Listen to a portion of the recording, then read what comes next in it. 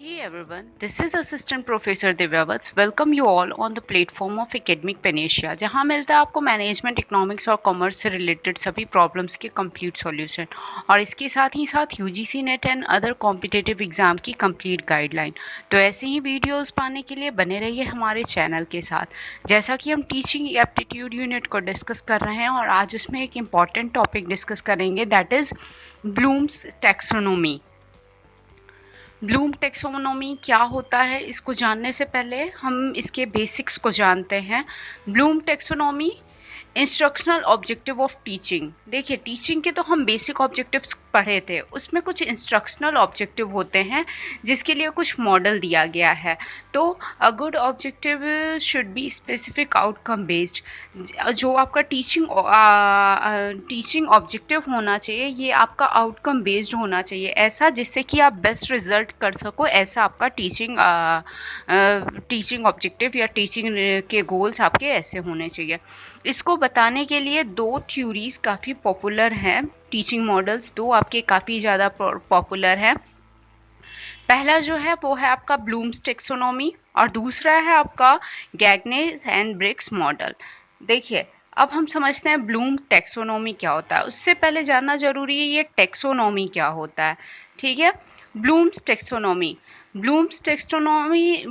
was created by Benjamin Blooms in the year 1956।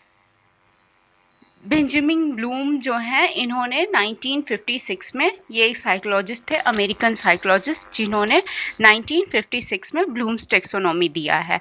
इनका major contribution जो है वो दो है, क्लासिफिकेशन ऑफ एजुकेशनल ऑब्जेक्टिव, ठीक है, और थ्योरी ऑफ मास्टरी लर्निंग। किस तरह से आप लर्निंग में मास्टरी, एक्सपर्टाइज, एक्यूरेसी, बेस्ट अपना आउटपुट के साथ आप लर्निंग को कैसे और ज़्यादा एनहांस कर सकते हो। और दूसरा है आपका एजुकेशनल ऑब्जेक्टिव को इन्होंने इंस्ट्रक्शन के बेस पे क्लासीफाई किया है। ठीक है, इसके बाद बेंजामिन के ही स्टूडेंट थे एडरसन और David कार्थोल।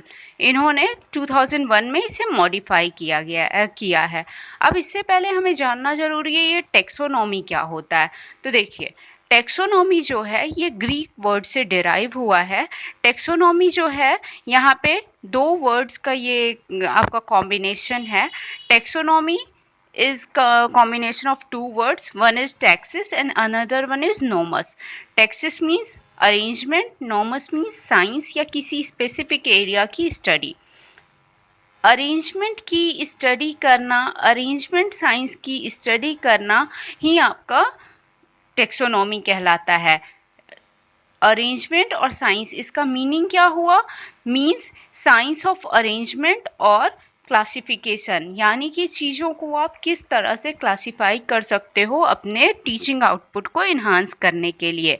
A set of classification principle और structure and domain simply means category. ठीक है, यहाँ पे क्या है, आप बेसिक मतलब समझो, टेक्सोनॉमी मीन्स क्लासिफिकेशन, किसी तरह से आप टीचिंग को क्लासीफाई, टीचिंग ऑब्जेक्टिव को आप किस तरह से क्लासीफाई करोगे कि आपका जो आउटपुट है वो मैक्सिमम आप मैक्सिमम अपना आउटपुट आप अचीव कर सको। यही बस आपका मेन मोटो है।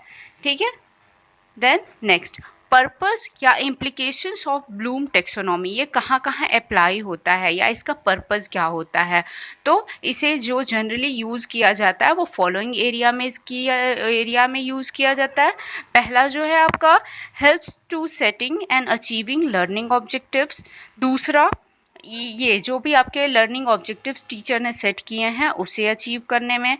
तीसरा, बच्चों को या लर्नर्स को इन्फॉर्म करने या उन्हें प्रॉपर गाइडेंस प्रोवाइड करने। नेक्स्ट है स्टूडेंट्स का या लर्नर्स का आपके प्रॉपर असेसमेंट करना और उन्हें टाइम टू टाइम इवेल्युएट करके उन्हें और फर्दर इम्प्रूवमेंट के लिए उन्हें रिजल्ट प्रोवाइड करना। देन नेक्स्ट है आपका इंफॉर्मेशन सर्चिंग, देन नेक्स्ट है कैरिकुलम डिज़ाइन। इसमें पूरा आपका लेसन प्लान से लेके आपका हर कुछ, इवैल्यूएशन क्या होगा, असेसमेंट क्या होगा, पूरा आपका एनुअल जैसे भी आपका कैरिकुलम सिलेबस आपने जिस तरह से और ज़्यादा इंटरेक्टिव बनाने के लिए जो सारा डिज़ाइन किया वो सारा कुछ आपके कैरिकुलम में आ गया। ये सारा प्रीवियस लेक्चर में आपको ये टॉपिक मैंने बताया था, कैरिकुलम क्या होता है, लेसन प्लान क्या होता है। प्लानिंग द लेसन, इसमें आपका यूनिट आ जाता है, लेसन प्रोजेक्ट, आप असाइनमेंट क्या दोगे और फर्दर आप लर्निंग एक्टिविटीज़ क्या कराओगे, ये सारी चीज़ें आ गई। Instructional method such as questioning strategy, आपको बच्चों को ज़्यादा मोटिवेट करने के लिए, उन्हें इंटरेक्टिव बनाए रखने के लिए, उन्हें बोर ना होने के लिए आपको क्लास के बीच बीच में ही क्वेश्चन आंसर सेशन भी आपको कराना होता है एज अ गुड टीचर। ठीक है। Then discuss and exchange learning, कुछ अपने आइडियाज़ देना और कुछ स्टूडेंट्स के भी फीडबैक लेना और उसके बाद फर्दर इम्प्रूव करना। तो जो ब्लूम टेक्सोनॉमी है उसका मेन जो मोटो है वो यही था आपका। देन नेक्स्ट आइए, अब ब्लूम टेक्सोनॉमी को हम 3 कैटेगरीज में डिवाइड करते हैं जिसे कि 3 डोमेन्स ऑफ ब्लूम टेक्सोनॉमी कहते हैं। What are the 3 domains of Bloom taxonomy? Those are cognitive domain, cognitive domain जो है ये आपका फर्स्ट है, देन सेकेंड है आपका अफेक्टिव डोमेन और थर्ड है आपका साइकोमोटर डोमेन। ये अब वन बाय वन समझते हैं इसको क्या होता है। कॉग्निटिव डोमेन में क्या होता है? Basically consist of mental skill, जहाँ जो सारे आपके मेंटल स्किल से रिलेटेड, जहाँ आप बात करते हो मेंटल स्किल रिलेटेड, जो सारे आप क्लासिफिकेशन करते हो टीचिंग ऑब्जेक्टिव्स में, वो सारा कुछ आपके कॉग्निटिव डोमेन में आता है। दूसरा, it proceed from lower thinking to higher thinking, इसमें क्या होता है आप लोअर लेवल से हायर लेवल की ओर जाते हो। ठीक है, सबसे पहले आपको बेसिक क्लियर किया जाता है, उसके बाद आपको मिड देन एडवांस लेवल पे आपको ले जाया जाता है। इसके 6 लेवल्स हैं जिसको कि अभी हम वन बाय वन डिस्कस करेंगे। इसमें 6 लेवल्स हैं, फिर उसे बेंजामिन ब्लूम के ही स्टूडेंट ने उसे फर्दर इम्प्रूव किया है। देन सेकेंड डोमेन जो है वो आपका अफेक्टिव डोमेन है। अफेक्टिव डोमेन जो आपके इमोशंस, फीलिंग, एट्रीब्यूट से रिलेटेड होता है, वो सारा कुछ आपका अफेक्टिव डोमेन कहलाता है। नाम ही से इसे एसोसिएट कर लो, अफेक्शन से जो रिलेटेड है, यानी आपके फीलिंग, आपके इमोशन, आपके एट्रीब्यूट से जो रिलेटेड है वो आपका अफेक्टिव डोमेन कहलाएगा। ठीक है, ये जो डोमेन है ये आपका कहाँ फोकस करता है? ये इमोशनल एबिलिटीज़ को, और जैसे कि आपके खुशी और गम को कितना आप फील कर पाते हो, अपने जॉय और पेन को आप कितना फील करते हो, उसके लेवल को ये बताने में आपको एक्सप्रेस कर पाता है कि बच्चों को रीइंफोर्समेंट, अगर बच्चों को आप प्रमोट कर रहे हो, उन्हें रिवॉर्ड दे रहे हो, तो उसका बच्चों पे क्या असर पड़ रहा है, उनके लर्निंग पे क्या असर पड़ रहा है, और अगर आप बच्चों को किसी चीज़ के लिए पनिश कर रहे हो तो उसका बच्चों पे क्या असर पड़ रहा है, ये आपके अफेक्टिव डोमेन से देखा जाता है। क्लियर? कॉग्निटिव डोमेन क्या हो गया? Mental skill. अफेक्टिव डोमेन क्या हो गया? आपके इमोशन से related. Then third one is psychomotor domain. Psychomotor domain जो आपने सीख लिया उस पर आपके एक्शंस क्या हो रहे हैं, यहाँ आप एक्शंस की स्टडी करते हो। साइकोमोटर डोमेन और इसका मेन ऑब्जेक्टिव क्या होता है? Change and development of behaviour और स्किल। यहाँ पे आपके बिहेवियर और स्किल में जो भी चेंज हुआ या और, ठीक है, दोनों बात है, या चेंज हुआ या डेवलपमेंट हुआ, चेंज हुआ और साथ ही साथ डेवलपमेंट हुआ, ये दोनों ही चीज़ों को जज करने के लिए आपके साइकोमोटर डोमेन हो गया। होपफुली ये आपको बहुत अच्छे से क्लियर हो गया है कि कॉग्निटिव डोमेन मेंटल स्किल से रिलेटेड, अफेक्टिव डोमेन जो है वो आपके इमोशन से रिलेटेड, साइकोमोटर डोमेन आपके एक्शन से रिलेटेड हो गया। ठीक है, अब इसमें देखिए फर्दर कुछ स्टेजेस की बात की गई है, कुछ स्टेप्स की बात की गई है जिसे कि हम नेक्स्ट स्लाइड में डिस्कस करेंगे। चलिए तब आगे बढ़ते हैं। ब्लूम्स टेक्सोनॉमी को पहले ये समझते हैं, देयर आर 3 डिफरेंट चैनल्स। पहले 3 इसमें डिफरेंट चैनल्स होते हैं या डोमेन्स होते हैं, वो क्या है आपका? Cognitive domain, psychomotor domain and affective domain. ठीक है, ये एक प्रोसेस के रूप में यहाँ पे आता है जिसमें कि पहला आपका होता है कॉग्निटिव डोमेन, दूसरा होता है आपका अफेक्टिव डोमेन, तीसरा होता है आपका साइकोमोटर।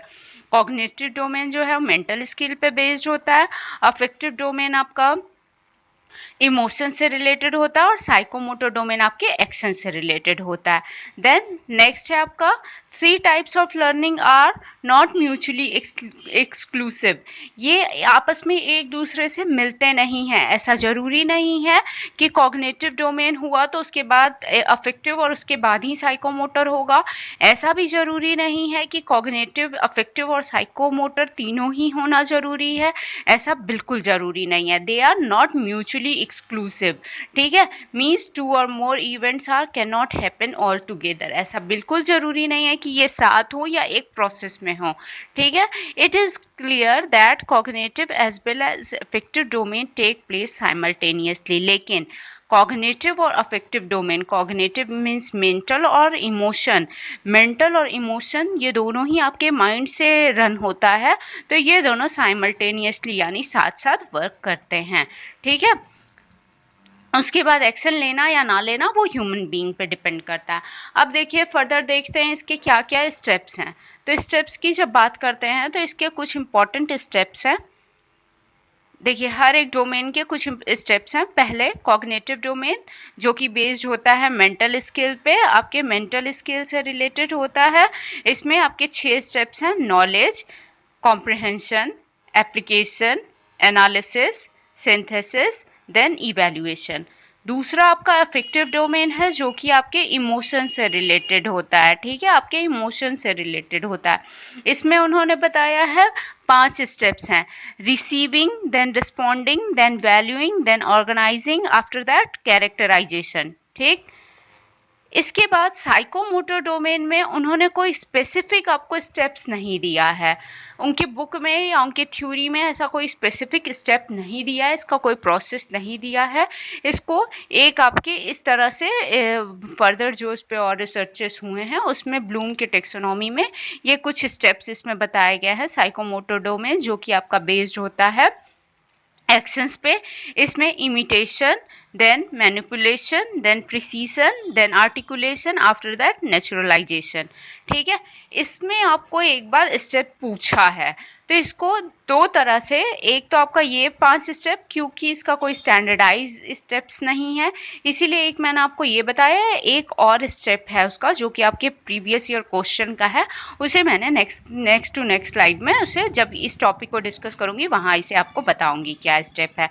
ठीक है, चलिए तब अब आगे बढ़ते हैं, कॉग्निटिव डोमेन को डिटेल में समझते हैं। देखिए कॉग्निटिव डोमेन में सबसे पहले 1956 में जो बेंजामिन ब्लूम जी ने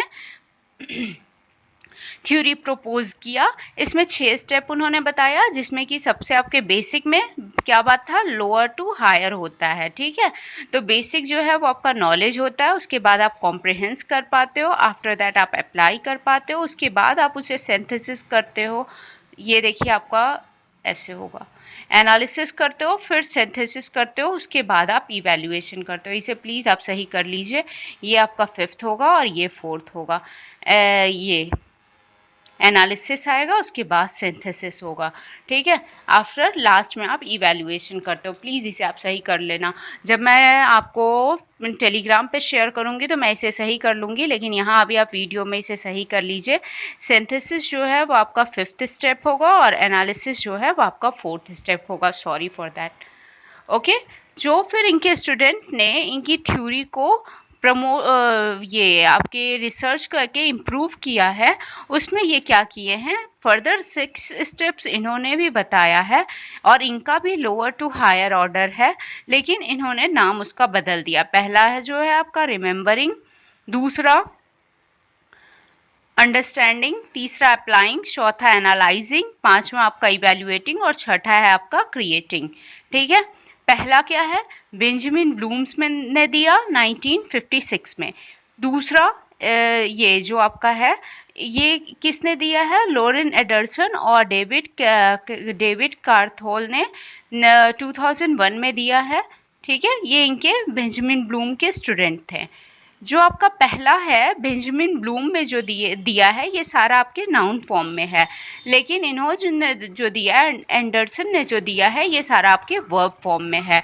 ओके, और दोनों ही लेकिन लोअर टू हायर ऑर्डर की तरफ बढ़ते हैं। अब इसे वन बाय वन समझते हैं। देखिए ये सारा आपके नाउन फॉर्म में है और ये सारा आपके वर्ब फॉर्म में है, ठीक है। अब इसे वन बाय वन सारे स्टेप्स को डिस्कस करते हैं। Cognitive domain, it is related with development of intellectual capability. आपके मेंटल स्किल को डेवलप करने की जहाँ स्टडी होती है वही आपका कॉग्निटिव डोमेन होता है। तो बेंजामिन ने जो 1956 में, बेंजामिन ब्लूम जी ने जो 1956 में प्रपोज किया था, उसमें क्या है, सबसे बेसिक स्टेप आपका नॉलेज होता है। It is basically about recalling information and contents. इसमें क्या करते हो आप, रिकॉलिंग की बात करते हो, नॉलेज में आप रिकॉलिंग की बात करते हो। उसके बाद देन नेक्स्ट आता है आपका कॉम्प्रिहेंशन। कॉम्प्रिहेंशन में मीन्स आप चीज़ों को, आपकी एबिलिटी टू ग्रास्पिंग क्या है, आपकी ग्रास्पिंग कैपेसिटी क्या है, आप चीज़ों को कितना जल्दी समझ लेते हो, कितना जल्दी आप उसे सीख लेते हो, कितना जल्दी आप उसे इनहेल कर लेते हो, वो यहाँ स्टडी करेंगे। देन नेक्स्ट है एप्लीकेशन। एप्लीकेशन, आप उसे सीख के अपने नॉलेज को फिर कितने जल्दी आप अप्लाई कर लेते हो, इन प्रैक्टिस आप उसे कितने जल्दी ले आते हो, वो यहाँ पे आपका मेंटल स्किल से पता चलता है। देन एनालिसिस, याद रखिएगा फोर्थ स्टेप ये है, वो प्रीवियस डायग्राम में थोड़ा गड़बड़ हो गया, उसे ध्यान दीजिएगा प्लीज़। एनालिसिस जो है आपका फोर्थ स्टेप है, it involves breaking down a communication into relationship. अब क्या होता है, अभी तक आपने उसे प्रैक्टिस में जो ले आया था, अब आप अपने जो आपने एक माइंडसेट बनाया है उसमें आप एक रिलेशनशिप डेवलप करते हो ताकि आप दूसरों को और अच्छा समझा सको या आपकी जो समझ है वो और ज़्यादा डेवलप हो सके। Then synthesis. सिंथेसिस जो है ये आपके एनालिसिस का ही ऑपोजिट टाइप का हुआ। इसमें क्या होता है, combining the fundamental parts to make as a whole. अब यहाँ पे क्या हम करते हैं, जो भी बेसिक पार्ट्स होते हैं उन्हें सबको हम सम अप कर लेते हैं, एक साथ उन्हें कंबाइन कर लेते हैं और उसे एज अ होल, पूरे as a body, as a structure, as a theory उसे फिर हम ट्रीट करना शुरू करते हैं। देन लास्ट है आपका इवैल्यूएशन। यहाँ क्या होता है, यहाँ आप जजमेंट अप देते हो, ठीक है। तो ये आपके 6 स्टेप जिसे कि ब्लूम ने दिया है, आपके ब्लूम टेक्सोनॉमी यही है। अब देखिए इस पे बहुत ज़्यादा क्वेश्चन आता है तो इसे बहुत अच्छे से याद कर लीजिए। अगर आपको इसका कोई निमोनिक बनाना है तो आप निमोनिक के थ्रू भी इसे याद कर सकते हो, और नहीं तो इसे एक सिंपल आप बेसिक अंडरस्टैंडिंग से समझिए। सबसे पहले आप किसी चीज़ को सीखते हो, नॉलेज उसका लेते हो, वहाँ आपके कॉम्प्रिहेंशन एबिलिटी को जज किया जाता है। जब आप सीख लेते हो, समझ लेते हो, तो आप उसे अप्लाई करना शुरू करते हो। उसके बाद आप दूसरे से उसे कोरिलेट करके वहाँ एक आप रिलेशनशिप डेवलप करते हो और उसे फर्दर आप एनालाइज करते हो।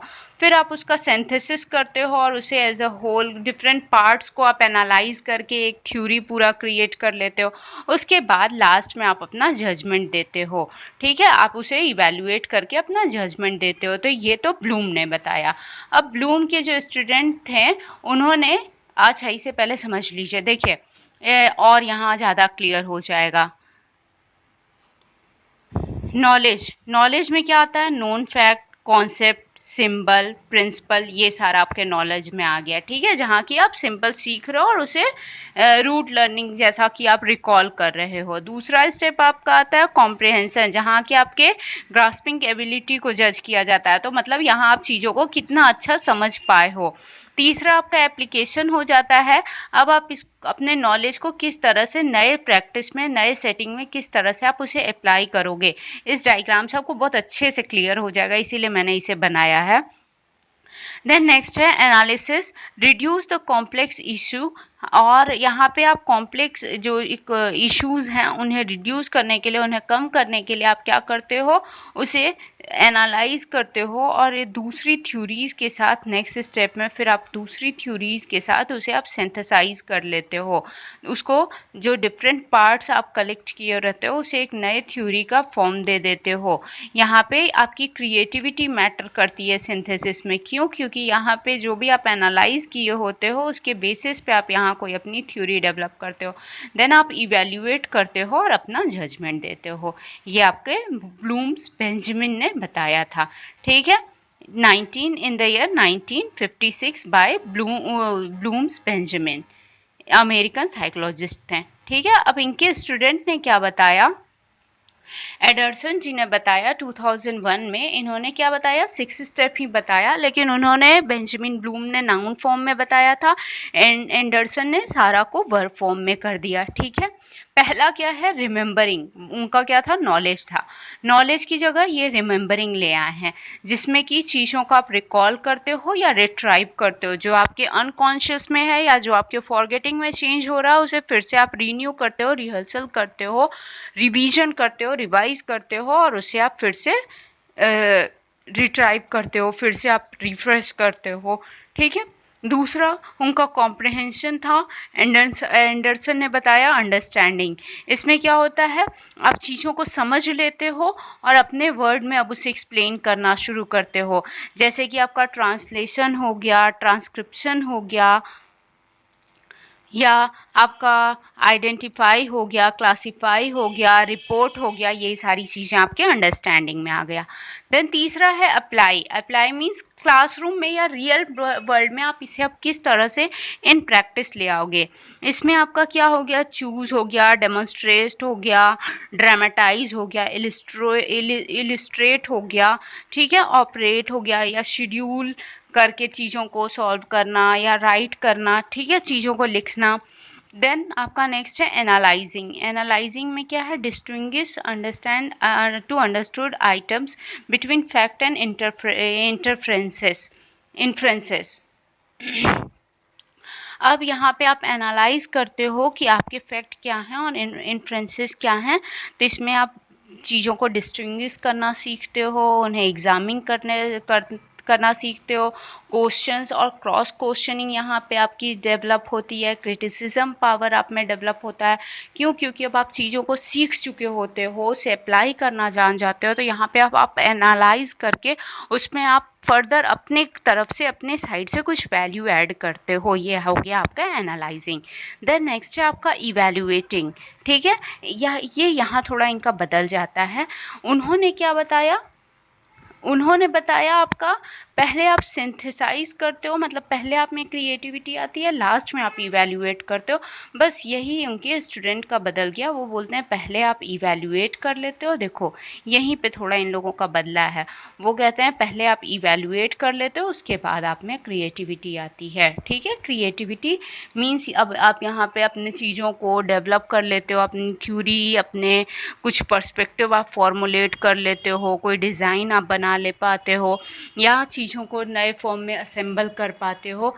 ये सारी चीज़ें यहाँ पे आपकी आती हैं। और इवैल्यूएशन में आपके क्या आ गया, जैसे आप किसी को अप्रेज कर रहे हो या आर्ग्यू दो, अपने आर्ग्यू को डिफेंड कर सको, अपना जजमेंट दीजिए, आप सपोर्ट कीजिए, आप अपना कोई वैल्यू सिस्टम क्रिएट कर लीजिए, तो ये सारे आपके इवैल्यूएशन में आते हैं। ठीक है, अब इसे हम एक चार्ट से समझते हैं, डायग्राम से। रिमेंबरिंग में आपके क्या क्या फैक्टर आए, देखिए ये कौन कौन सा आपका स्टेप हुआ। फिर रिमेंबरिंग आपका first, then second, third, fourth, fifth, sixth. ठीक, रिमेंबरिंग में क्या आता है, recognising, recalling, known fact, concept, symbol, principle. Understanding में क्या है, आप इंटरप्रेट कर पाते हो, क्लासीफाई कर पाते हो, आप चीज़ों को आप समझ पाते हो। अप्लाई में जो आप सीख चुके हो उसे आप इन प्रैक्टिस ले आते हो, जिसमें कि आपका एग्जाम्पल क्या है, आप चीज़ों को ट्रांसलेट कर पाते हो, ट्रांसक्रिप्शन दे पाते हो, या तो फिर आप इसमें एक शेड्यूलिंग कर पाते हो, या दूसरों की भी प्रॉब्लम आप सॉल्व करने में आप एक्सपर्ट हो जाते हो। एनालाइजिंग में क्या है, अब आप चीज़ों को एनालाइज करके और अपने पर्सपेक्टिव आप दे पाते हो, उसमें क्या है, आप डिफरेंस उसमें निकाल पाते हो, और डिफरेंस निकाल पाते हो, एग्जामिन कर पाते हो, वहाँ आप अपने आप क्वेश्चंस बना पाते हो, अप्रेज कर पाते हो। देन नेक्स्ट है आपका ये इवैल्यूएटिंग। इवैल्यूएटिंग में आप चेक कर पाते हो या क्रिटिसाइज कर पाते हो, और इसके साथ ही साथ आप अपने वैल्यूज़ डेवलप कर पाते हो, अपना जजमेंट दे पाते हैं। लास्ट स्टेप जो है एंडरसन का, इसमें क्या है आपका क्रिएटिविटी। इसमें आप प्लानिंग कर पाते हो, अपनी कोई नई क्रिएटिविटी ऐड कर पाते हो, कुछ नया डेवलप कर पाते हो, नई डिज़ाइनिंग कर पाते हो। ये आपका सिक्स्थ और लास्ट स्टेज हो गया। Hopefully I am very clear here. Then बात करते हैं ब्लूम के सेकेंड डोमेन की, जो है कि आपका अफेक्टिव डोमेन। अफेक्टिव डोमेन में क्या होता है, इसे बहुत अच्छे से समझ लीजिए। अफेक्टिव डोमेन जो है आपके इमोशन से रिलेटेड, आपके अफेक्शन से रिलेटेड होता है। इसमें भी 5 स्टेप होते हैं, ये भी लोअर टू हायर ऑर्डर होता है। इसमें पहला क्या है आपका रिसीविंग। रिसीविंग मीन्स आप किसी मैसेज को कितना अच्छा रिसीव कर रहे हो, आपकी ये लिसनिंग एबिलिटी से रिलेट हो पाता है। दूसरा रिस्पॉन्डिंग, जो आपने मैसेज सुना है अब आप उसमें कितना पार्टिसिपेट कर पा रहे हो, मैसेज के लिए आप कैसा फीडबैक दे रहे हो, कैसा आपका रिस्पॉन्स है, वो यहाँ पे चेक किया जाता है। देन वैल्यूइंग, आप उसमें कितने इन्वॉल्व हो, ठीक है, आप कितने उसमें इन्वॉल्व हो रहे हो, आपका उसमें जो अभी फीडबैक है वो कितना मैटर करता है, आपके फीडबैक का इम्पोर्टेंस क्या है वो यहाँ पे देखा जाता है। आपकी वैल्यू क्या है, आपके फीडबैक्स की वैल्यू क्या है, आपके व्यूज़, आपके पर्सपेक्टिव की वैल्यू क्या है। देन नेक्स्ट है आपका ऑर्गेनाइजिंग। इसमें क्या है, अब आप अपने आइडियाज़ को किस तरह से एडवोकेट कर पाते हो, willingness to advocate your ideas. Then characterisation, इसमें क्या है, willingness to change once behaviour और वे ऑफ लाइफ। इसमें एक किसी के वे ऑफ लाइफ और वे ऑफ थिंकिंग को ही चेंज कर देना है। मतलब आप अपने पर्सपेक्टिव को किसी दूसरे के सामने ऐसे शेयर कीजिए कि उसके way of perception towards their life, his और हर लाइफ, वो उसका चेंज हो जाए।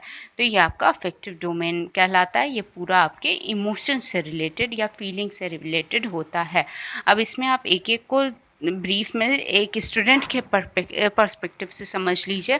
रिसीविंग में क्या है, फॉर एग्जांपल जैसे स्टूडेंट एक पर्सन को देखता है, एक गरीब आदमी को, ठीक है। फिर रिस्पॉन्डिंग में क्या है, अब वो देखता है उस गरीब आदमी को, एक दूसरा आदमी, एक ठीक ठाक आदमी उसकी मदद कर रहा है, ठीक है। बच्चा पहले क्या देखता है, एक गरीब आदमी को देखता है, उसके बाद वो देख रहा है कि उस गरीब आदमी की कोई एक दूसरा आदमी आके मदद करता है। अब बच्चे में क्या वैल्यू ऐड हुआ कि इस तरह से बच्चों को, अगर इस तरह से एक गरीब की, एक नीडी पर्सन की हेल्प करना, ये अप्रिशिएबल वर्क होता है, ये उसमें वैल्यू ऐड हुई, ठीक है, ये उसमें वैल्यू ऐड हो गई। अब बच्चा क्या करेगा, ऑर्गेनाइजिंग, उसे वो किस तरह से ऑर्गेनाइज करेगा, तब बच्चे की ये लर्निंग हो जाएगी कि गरीब या नीडी पर्सन की हेल्प करना चाहिए। It's a human, as a human being you have to support a needy person as much you can, ठीक है। देन नेक्स्ट है आपका कैरेक्टराइजेशन। तो कैरेक्टराइजेशन में अब बच्चा क्या सीखता है, इस स्टेज पे बच्चा सीख जाता है कि उसकी मदद करनी चाहिए, और वो इसको करते करते अब ये उसके एक कैरेक्टर का पार्ट बन जाता है, ठीक है। अब वो बच्चे का ये कैरेक्टर का पार्ट बन जाता है। तो यहाँ पे क्या, रिसीविंग में बच्चा एक गरीब आदमी को बस देख रहा है, दूसरा रिस्पॉन्डिंग में वो देख रहा है एक दूसरा आदमी आता है उस गरीब की मदद करता है। वैल्यूइंग में क्या है, अब बच्चा देखता है कि हर एक गरीब या नीडी पर्सन की मदद करनी चाहिए। तीसरा, अब बच्चा ये सीख लेता है, नहीं, यहाँ पे क्या है, वैल्यूइंग में बच्चा देखता है कि गरीब आदमी की मदद करना ये एक एप्रिशिएबल वर्क है। यहाँ पे बच्चा सीख लेता है कि गरीब आदमी की मदद करना चाहिए। देन कैरेक्टराइजेशन में क्या होता है, ये उसके कैरेक्टरिस्टिक्स में ही इन्वॉल्व हो जाता है।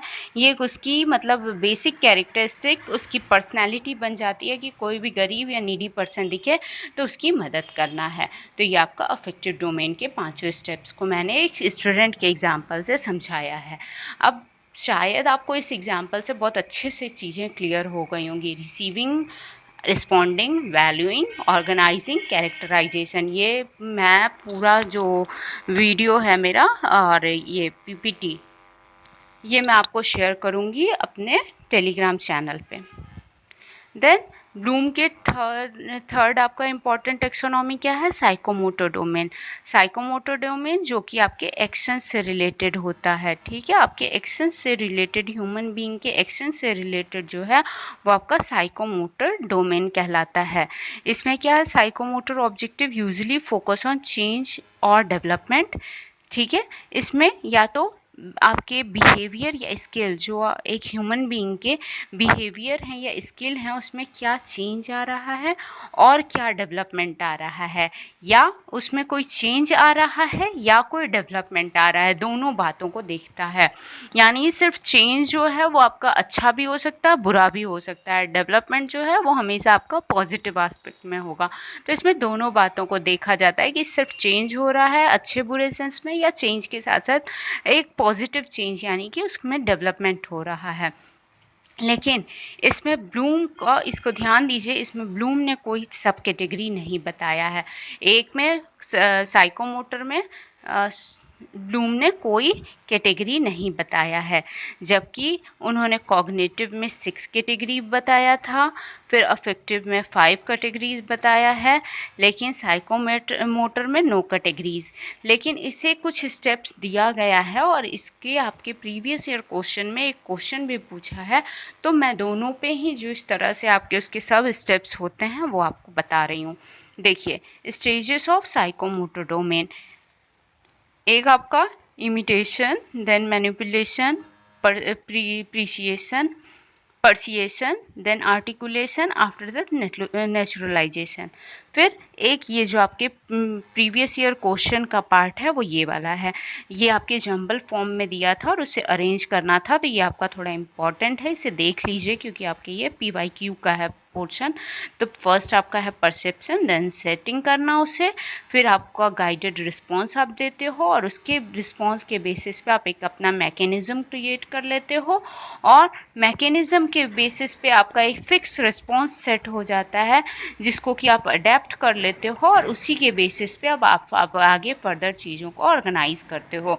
ये 7 स्टेप प्रोसेस था, इसे आप देख लीजिएगा, स्क्रीनशॉट ले लीजिए और साथ ही साथ अपने नोट्स को भी आप मेंटेन करते रहिएगा, क्योंकि मैं बार बार कहती हूँ स्क्रीनशॉट सिर्फ मोबाइल की शोभा बढ़ाते हैं, आपकी कॉपी आपके दिमाग से उतर जाता है, वो जल्दी, कहते हैं ना कि आप एक लेक्चर को जितना सुन रहे हो आप उसका सिर्फ 20% ही याद रख पाओगे, तो ऐसे ही यहाँ भी है। और अभी तो जब हम लोग फ़िलहाल टीचिंग में आपके डिफरेंट आपके डोमेन्स की बात कर रहे हैं, तो ये आपको बहुत अच्छे से समझ जाना चाहिए कि हर चीज़ का सिर्फ स्क्रीनशॉट्स मत लीजिए, उसे आप एक नोट्स बनाते रहिए, तब चीज़ें समझ में आएंगी। इसीलिए देखिए, मैं हमेशा कोशिश करती हूँ कि कोई एग्जांपल आपको दे दूँ। जैसे अभी मैंने आपको अफेक्टिव डोमेन समझाने के लिए स्टूडेंट का एक एग्जांपल दिया कि स्टूडेंट पुअर पर्सन के हेल्प को क्या समझता है या कैसे, ठीक है। तो इससे क्या होता है, या पिक्टोरियल या फ्लो चार्ट्स का मैं यूज़ करती हूँ कि इससे आपको ज़्यादा अच्छा और उसे कलरफुल बनाने की कोशिश करती हूँ, ताकि आप थोड़ा उसे अच्छे से रिकॉल कर सको, आपका भी इंटरेस्ट बना रहे, ठीक है। इसमें जो 5 स्टेप्स ऐसे ही डिस्कस किया जाता है उसे हम लोग ब्रीफ में समझ लेते हैं। इमिटेशन में क्या होता है, यहाँ पे स्किल के डेमोन्स्ट्रेशन की बात होती है, जो पर्सन के पास स्किल है उसे वो एक्शन की बात है ना, साइकोमोटर आपके एक्शन की बात है, तो यहाँ पे स्किल के डेमोन्स्ट्रेशन की बात होती है। फिर मैनिपुलेशन में क्या है, अब यहाँ पे वो एक्सपेरिमेंट करता है डिफरेंट एस्पेक्ट को, जैसे मैनिपुलेट करता है मशीनरी और इक्विपमेंट्स में। फिर पर्सिएशन में क्या है, पर्सिएशन मीन्स एक्यूरेसी, अब आपके काम में, आपके परफॉर्मेंस में, आपके टास्क में कितनी ज़्यादा एक्यूरेसी है उसे यहाँ जज किया जाता है, कितना ज़्यादा आपके काम में प्योरिटी है उसे यहाँ चेक किया जाता है। देन आर्टिकुलेशन, आर्टिकुलेशन में क्या है, achieving a desired level of efficiency और इफ़ेक्टिवनेस। अब यहाँ पे आप प्रैक्टिस के थ्रू एक डिज़ायर्ड लेवल या एक जो स्टैंडर्ड लेवल है, कहते हैं ना कि जैसे जैसे आप प्रैक्टिस करते जाते हो उसमें आप किसी चीज़ में उतने ज़्यादा आप पारंगत होते जाते हो, तो इसी तरह आर्टिकुलेशन में भी है कि आप जितना ज़्यादा चीज़ों को प्रैक्टिस में लाओगे उतना आप इफ़ेक्टिव और इफ़ेक्टिवनेस आपके काम में आएगी। देन नेचुरलाइजेशन, तो इसमें क्या है, अब आप able to adapt, modify and design new technique, new method, जो आपकी लर्निंग हुई है इसके बेसिस पे आप उसे सीख लेते हो और आप अपनी कोई नई पर्सपेक्टिव देने के लिए आप समर्थ हो जाते हो। ये हो गया आपका साइकोमोटर डोमेन, ठीक है। अगर अगर वीडियो अच्छा लगा हो तो इसे लाइक कीजिएगा और इसके साथ ही साथ अपने प्रीशियस फीडबैक्स को भी शेयर कीजिएगा, जिससे कि मेरे भी मोटिवेशन थोड़ा बूस्ट अप हो सके। और अगर आप हमारे इस चैनल पे पहली बार हैं तो please hit the subscribe button. So thank you, thanks for watching, stay tuned, stay connected.